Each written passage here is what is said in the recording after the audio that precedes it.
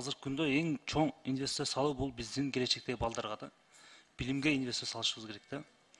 Өзүңүз жакшы билесиз, Америкада окуп келгенсиз, билим алып келгенсиз, жогорку билим. Ошол Америкадагыдай 5 жашка чейинки балдарды өнүктүрүп борборун ачсак кандай болот бизде? Биздин оюңуз кандай?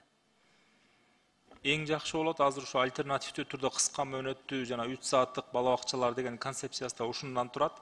Дүйнөлүк банктын колдоосу менен 4 миллион 800 миң доллардын грант алынган болчу.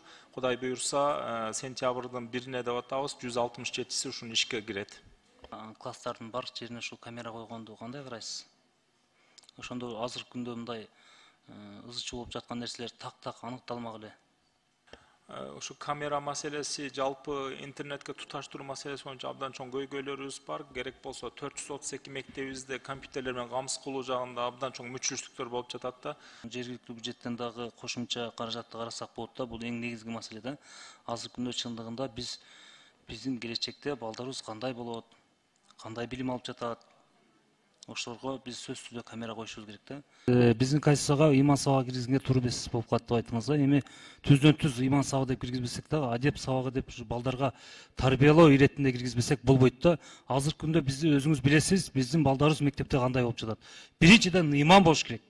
Ыйман болсо өзүнүн ата-энесин, бир туугандарын жана агайын, эжекесин сыйлайт да. Ыйман жок болсо андай нерсе жок болот. Ошондуктан түздөн-түз болбосо дагы адеп сабагы деп ушундай киргизишибиз керек. Дин таануу сабагы.